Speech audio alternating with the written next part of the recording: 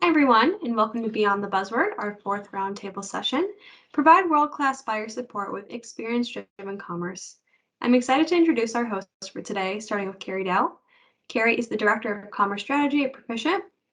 She has over 20 years of experience working in B2B manufacturing and distribution. She now leverages her extensive commerce experience to deliver successful commerce transformations for some of the biggest industry names. Then we have Laura Lee Thomas. Laura Lee serves as a contact center strategist at Proficient.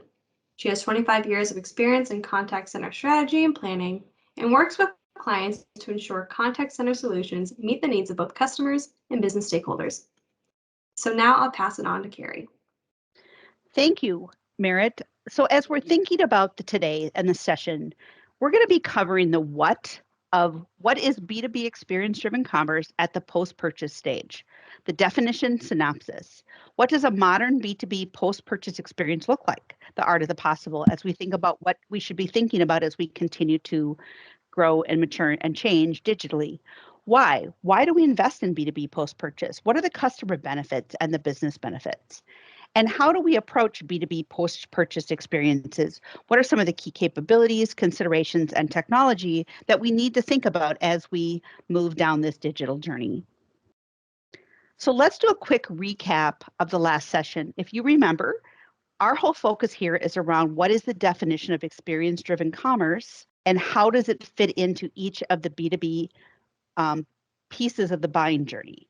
So in our last session, we were talking about purchase and fulfillment. But remember, experience-driven commerce results when an organization evolves from a siloed, manual, transactional approach to a customer-centric, insights-informed, omni-channel mindset that drives growth by enabling meaningful customer relationships.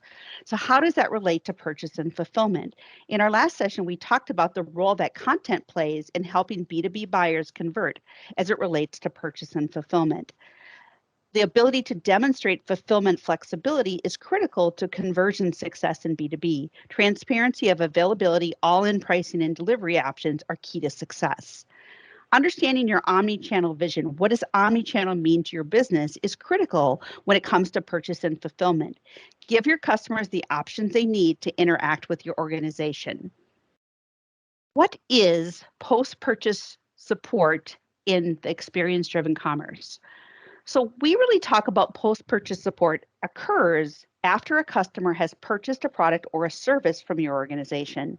Depending on your business model, post-purchase support can include a variety of things, including questions around orders, returns, warranty, claims, technical support questions, and more. The more complex the products or services you sell, the more layers and of interactions that you may have as it relates to post-purchase and support. So B2B post-purchase support, the customer only sees the tip of the iceberg. So much of post-purchase support is really about the back-end orchestration that's happening within your organization. So while the customer sees that small part, we all know to be able to really fulfill on the promise of post-purchase support, there's a lot of considerations and things that need to happen within the organization. Laura Lee, I'm going to turn it over to you. Thanks, Carrie. So what we want to talk about here is B2B experience-driven post-purchase support and what do B2B organizations need to do to deliver white glove service today. So we need to be talking about customer care systems that are leveraged to serve post-purchase customer experiences. Self-service solutions, very important, providing B2B buyers with the ability to self-service in categories they desire, giving them control and flexibility to manage their own value adds. Enabled CSR and sales, providing sellers and your customer service reps the visibility needed into the customer journey and to avoid bottlenecks so that they can focus on what's most important, guiding customers through their journey. So understanding the post-purchase journey, very important here. Why are customers contacting us? Why are we making customers do what they don't want to do? And how can we drive buyers to the right channel? So there's a few steps that we want to talk about when we're talking about the post-purchase journey. On initial contact, we want to make sure that we have previous customer contact via any channel that they've reached out to us on. We need to address our clients by name, and we need to make sure any previous dialogue that that customer has had with us carries forward from all channels. Then when we talk about that dialogue, we want to make sure that there's consistent messaging across all channels, whether it be FAQs, bots, AIs, SMS, Messenger, doesn't matter. They all have to be consistent in the messaging.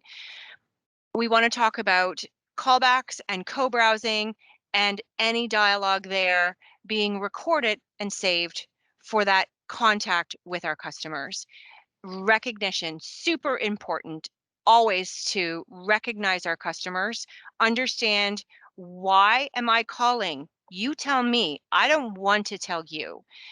And have those notes available from previous conversations for the agent or your CSRs to quickly review and scan so that they can be up to speed and they can answer those questions for your customer. And then care. How complex is the resolution? Is the path to resolution clearly communicated to our customers? And is the customer satisfied with that path? And one surefire way to understand if that's an actual thing, if our customers are actually satisfied or they're just saying they're satisfied with our path to resolution, is analytics. Real-time analytics will allow us to make sure we're on key with our customers at all times. And then we want to talk about an action plan. We want to make sure that all important milestones are sent via SMS or email in each stage of care. And at any point in time, if that care that has been communicated to our customers is changed, we need to make sure those changes are communicated. And lastly, we need to make sure we keep our customers informed. And an informed customer is a less frustrated customer, means they're less likely to call you back. So the big so what of why. Just a couple of stats I'd like to share with you right now. It's stunning to see these numbers up here. 68% of customers are willing to pay more for products and services if post-purchase support is excellent. Imagine that. We can make money by providing excellent service. More than 70% of customers believe that companies should collaborate on their behalf so that they don't have to repeat information to different representatives. If you take a look back at the previous slide, you're going to see all of that information on that slide. It's very important to carry forward conversations and dialogue. So as we start to think about the market landscape, right, we're starting to think about that digital customer first. And that's really what's driving us, right? So a lot of our organizations are really structured around that physical sales channel in B2B. And as we start looking at digital first, not everything we're doing works, right? It doesn't start to translate. How do you make sure that your digital customer has access to the same level or better care than the customers that are interacting with your physical channel historically?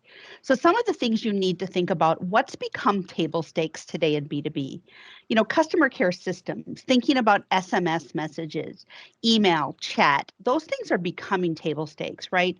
Self-service solutions, ease of ordering workflows. What we really think about is, I want to check my order status. I want to know my products have shipped. I want to know that information. I want to be getting those updates. I don't want to just like be surprised when something shows up on my dock these days. I really want to know when I should expect those products. And again, remember, the more transparent you are during the purchase and fulfillment, and then your post-purchase support, customers are willing to spend more money because they trust you. Very, very important in B2B. Thinking about enabled CSRs and salespeople, right? Direct line of access. Can we train our sales reps and CSRs to help our customers on our e-commerce platform? Can we impersonate them to be able to help them if they get stuck, where they don't have to tell us where they are, right? So thinking about those type of things. And then QBR support. Now, not every B2B company really thinks about QBRs, but it's something you should be. And it can be as simple as we're sending out surveys so that we're keeping in touch with our customers and we're constantly finding out how we're doing. And when we find out those pain points, we're really taking that, validating against the data and analytics, as Laura Lee said, and then making adjustments based on real life situations and data. So let's talk about new and emerging, right? Customer care systems. I'm guessing that most companies in B2B have not really thought about updating their systems. So there's things like WhatsApp Messenger, advanced AI and ML, really thinking about self-service solutions, again, emerging technologies, proactive tools, sellers and CSR visibility, really giving them that visibility to be able to see what's going on. Again, enablement of CSRs and salespeople, customer notifications, customer engagement warnings, systems to collect customer interactions. Again, starting to connect the dots, that customer 360 we keep mentioning. And then innovating, what's happening? What are some companies, we look a lot to B2C to help drive the B2B. Now, B2B tends to lag in many ways, and this is definitely an area that B2B customers are lagging in. So thinking about customer care system, personalized video experiences, voice biometrics. Again, that's self-service solutions, auto replenishment, forecasting models. CCSS, all of those things are very, very important. As we think about enabling our CSRs again in that innovating stage, AI assisted selling, that full customer 360 view, right? We may not be able to connect the dots to everything immediately, but as we continue to grow and expand, the goal is we're connecting the dots and we're starting to have that 360. Think about the power to your salespeople when they have all of this information at their fingertips of what their customers are doing. And they're able to step in that omni-channel, fill in the banks on that omni-channel and not miss a beat. That's what customers expect today. So I'm going to pause here and talk a little bit to Laura Lee about technologies, right? So as we're thinking about what customer care post-purchase looks like, and we're starting to think, we're investing in commerce, we're investing in product information management to manage our product data. We're investing in order management systems to really give that transparency for purchase and fulfillment. We're investing in experience platforms to drive that experience. One of the things I don't hear a lot of companies talk about is this post-purchase support. Laura Lee, can you talk to us a little bit about the technologies and updating and what it really takes to really become that digital customer first as it relates to technologies within an organization? Sure, Carrie.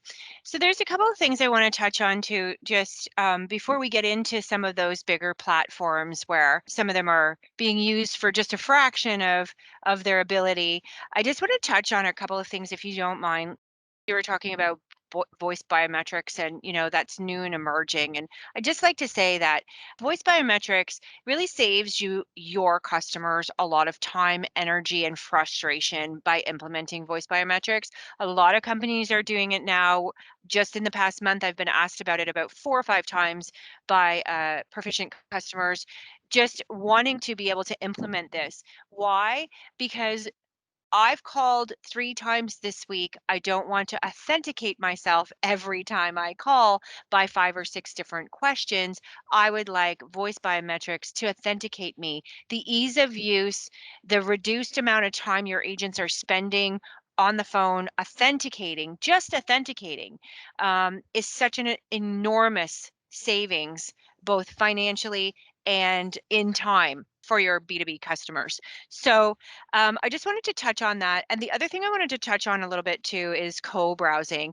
Carrie spoke a few minutes ago about being able to see where your customers are at when they're on your website, just so if they're stuck, they're not getting frustrated. We did talk earlier about if a customer calls you and they're frustrated, they're going to spend more time on the phone with you. And that's not what we want. First of all, we want to eliminate frustration, and we want ease of use in all of our systems. So just wanted to point out those 2 things as to why is co-browsing important and why is voice biometrics important. It's all about saving time and frustration. And now, Carrie, I want to talk about Salesforce Voice and Microsoft Omnichannel 360. Those tools now that are coming out with an entire suite of tools for your business and your business customers. What I'd like to say about those tools is, Salesforce came out last year, maybe the year before, with Salesforce Voice, a great tool for their omni-channel suite. A lot of people use Salesforce. A lot of companies use Salesforce as a giant Rolodex when it is so much more than that. We want to talk about omni-channel. We want to talk about case management. We want to talk about ticketing and IT support, and also SMS, WhatsApp channel ability for customers to contact us wherever and whenever they want to, by whatever means they want to. So Salesforce has done a really good job of creating this, 360 landscape with their product. I also want to talk about something that's newer on the horizon. Proficient has some experience in this avenue as well, and that is it's a very long name, so bear with me for a second. Microsoft Dynamics Omnichannel Customer Service 360. So it is an omni-channel platform built on Microsoft Dynamics that also includes every single channel you can think of, as well as options for voice. You can go Microsoft Voice, you can go Twilio, you can go Amazon Connect, all of these great tools that allow you to be super flexible with your voice options and your omni-channel options. Again, meeting your customers where they are, and being available to them through whatever means they want to service. One thing I'd like to say about both of these platforms, they're not the only two. Arguably, they're probably the biggest two out there right now doing omnichannel 360 customer service. But I would just like to say that these tools are set up so that every single conversation, like in the previous slides we were talking about, is brought forward, embedded, and also I would like to say that they are API driven. So for those of you that understand the landscape now, that just means that we can absolutely integrate with any other backend systems to draw even more customer information from a data lake or wherever else that may live into your CRM systems and populate that information for your agents so that they have all of the information at their fingertips, reduces wait times, reduces call times, reduces frustration, and increases sales. So I said a lot of words. I'm going to take a breath, Carrie. Thanks for the opportunity to let me talk about these things. No, it's great. And I think it's important for companies to think about, right? Because we talk a lot about technologies, but again, customer care is not necessarily one that people have gotten to. So as we move on, I'm going to give Lauralee a chance to take a breath as we really think about the why, right? Why do you invest in customer care systems? Why do you invest in customer care? Weighted on a 5-point scale, B2B buyers rank the importance of self-service tools at 4.41 and knowledgeable sales reps at 4.35. Coming in for third is 24/7 service, which scored a value of 4.21. So if you think about self-service, you think about the that sales rep and the people that their customers are interacting with, especially as more products get more technical, having those being at that rate. You think about customer service 24/7 and scored at 4.21. That's significant. So your customers are thinking about this, right? This is top of mind for them, and it definitely should be top of mind for your organization. As we look at growing revenue and margins and not leaving money on the table, it seems to me that customer care is really one of those big topics. So let's talk a little bit. I mean, we all know that COVID is, just continues to go on. I think we've all thought that this would be moving on. And obviously we're facing a very different situation. So the next normal, superior support. So let's talk about some interesting points about COVID and how that's impacting the moving forward, right?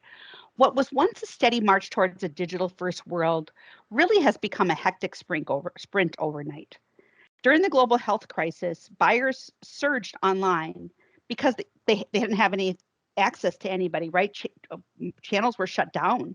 They didn't have access. They couldn't reach people, which accelerated the demand for quick, thoughtful digital experiences. You know what? They're not looking back.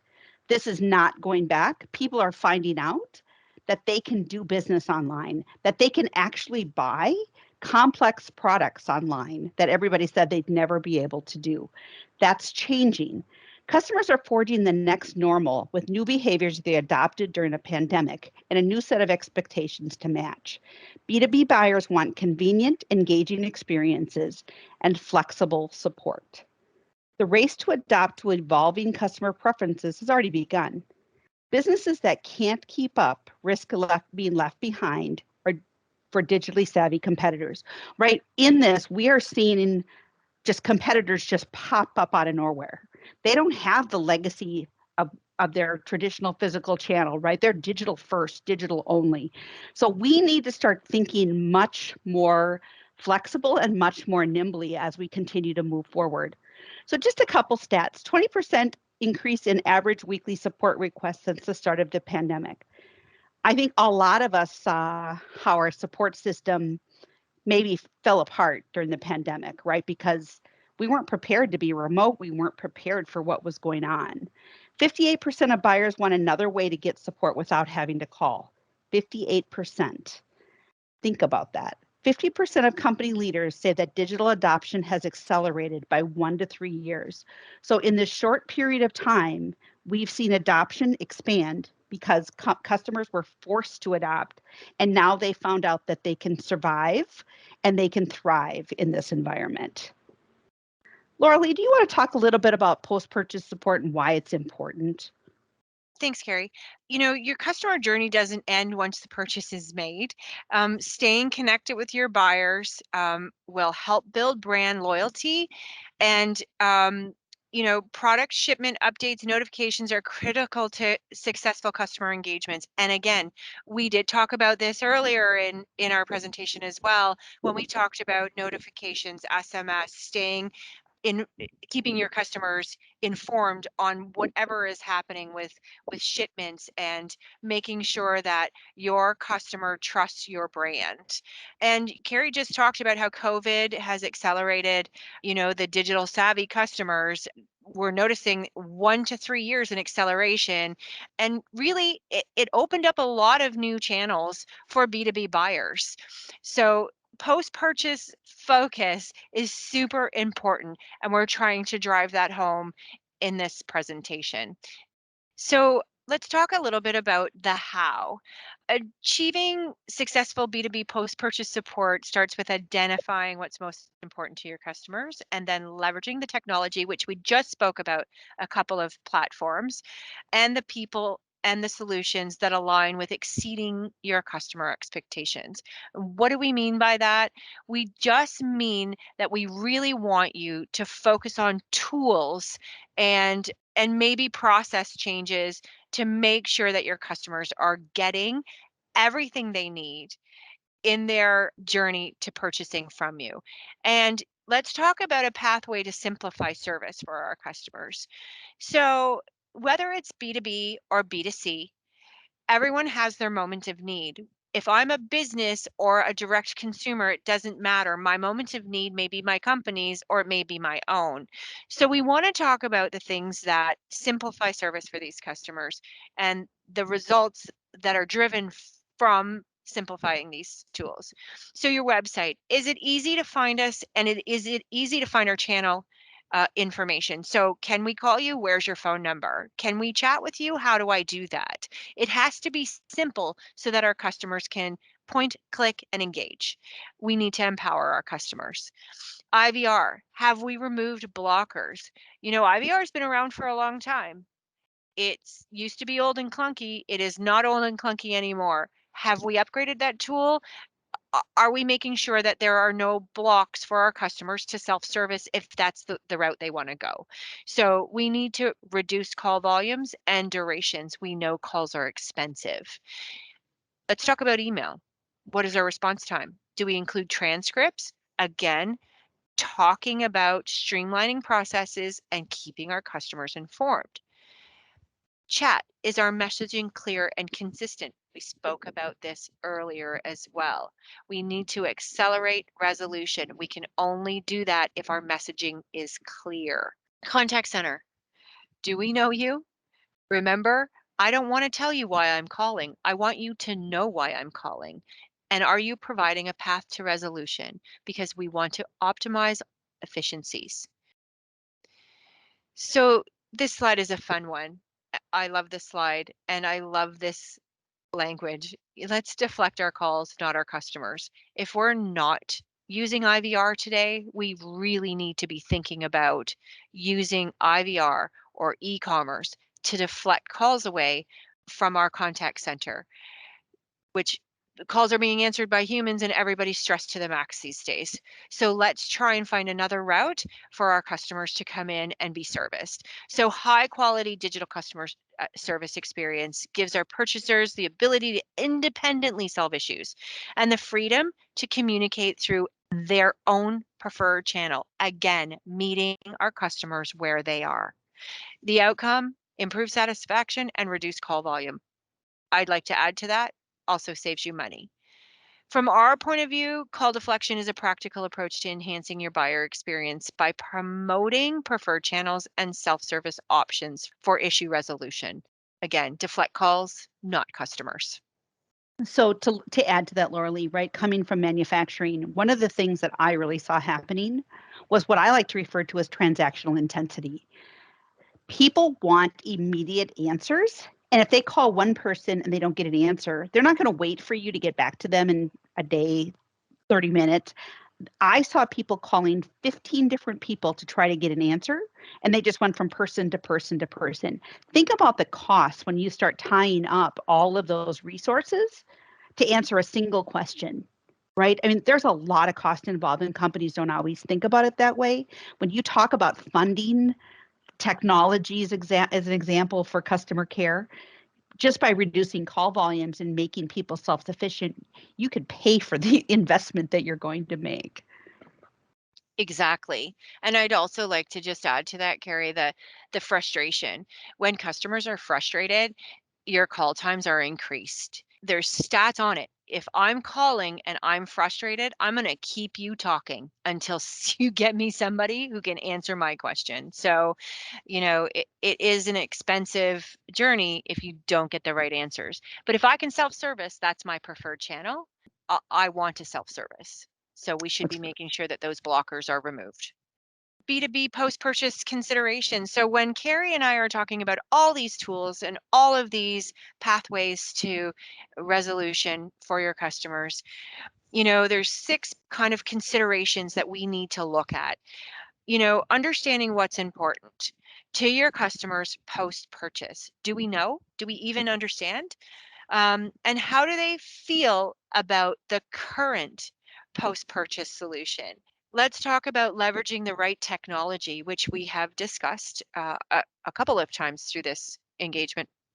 What technology will support channels that are important to your customers, and how can this be integrated with your business model? We spoke a little bit about, do we need to change a process? Do we need to buy more software? How do we get around this? Do we introduce some kind of robotic process automation?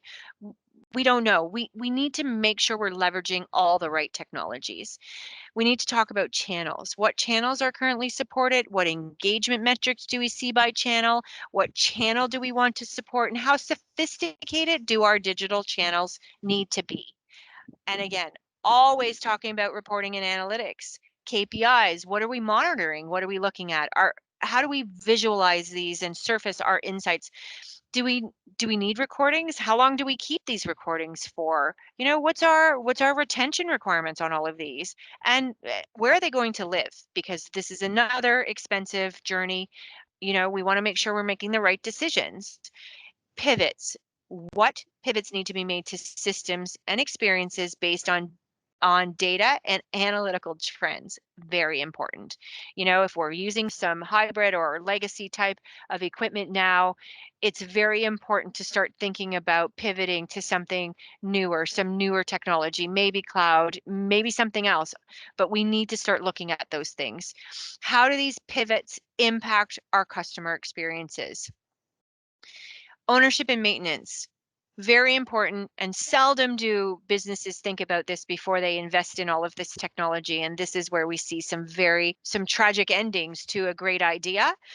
Who's going to be administering this? And how do you intend to perform your QA, QM? And what does ongoing maintenance look like for you? Are you going to do it? Is somebody else going to do it? What does this look like? Great points, Laura Lee. I think that, again, as companies are really thinking about the digital customer first, I think we've really shown that post-purchase support considerations need to be part of your strategy. They need to be part of your thought process, and they need to be part of that sooner than later. When we do commerce engagements, we often see things like returns and warranties becoming a form on the site because nobody has really thought through prior to doing an implementation what that needs to look like. And honestly, implementing things on a site is really easy. I think when you talk about post-purchase care, and Laura Lee, maybe you can even elaborate on this, the challenge is not implementing them on the technology or on the site. The challenge is how do you support them behind the scenes? Remember your iceberg, right? The challenge is when putting chat on a site, it's easy. How you're going to manage and administer chat on a site is much more complicated and requires a lot of thought. How many hours? How are you going to do it? What does it look like when you're not available? Laura Lee, do you have anything you want to add to that? Yeah, I mean, I really think it's important to walk through all of the technologies that you have today and understand what is their ability to propel you forward into the next level. And if there's no ability there, maybe we need to start talking about those technologies and start revisiting some newer, fresher ideas on how to put your customers and your business first when it comes to technology. Great point, Laura Lee. Thank you so much. Thank you for all your words of wisdom. So as we come to the end of the webinar, we really appreciate everybody who's listening to this recording. Hope that you're getting a lot of value on it. Let's talk about how Proficient can help, right? Because we've given you a lot of thoughts and obviously we have a lot of knowledge. Laura Lee's obviously a fountain of knowledge on this topic.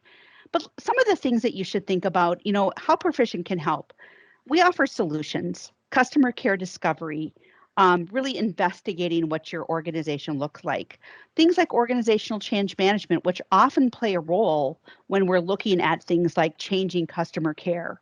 Customer experience strategy and road mapping, right? Again, as you look at the end-to-end and you look at omni-channel, it's not just experience and design on a website. There's lots of other pieces that are part of that experience strategy and road mapping. Commerce strategy and implementations go as we look at how we integrate customer care into a digital commerce experience is important considerations. Some of the practices at Proficient, right? This is just an example of a few, but very relevant to the conversation. We have a practice around customer care, which Laura Lee is obviously a part of. Organizational change management, digital commerce, user experience and design, that experience strategy and road mapping, all of those things are part of the Proficient offerings, and we're happy to help, right? That's what we're here for. We also support a variety of technologies, commerce platforms, digital experience solutions, customer resource management, CRM. We talk about customer care, right? Laura Lee mentioned some different solutions that tie into your CRM. Like we talked about Salesforce, we talked about Microsoft Dynamics and the breadth of products that they're starting to come out with to really support that omni-channel version. So as you're thinking about your business and customer care, keep Proficient in mind. We're really here to help, and that's what we enjoy doing more than anything, is helping customers become digitally successful.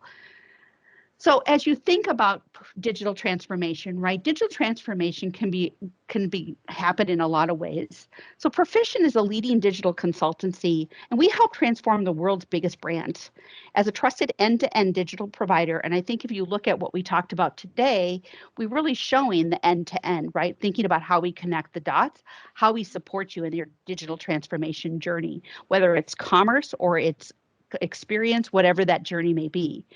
Proficient partners with its Global 2000 and other large enterprise customers across North America to design, deliver digital transformation solutions that exceed customer expectations, outpace the competition, and transform their business. So remember, Proficient, leading digital change and driving real results. Thank you for attending our webinar today.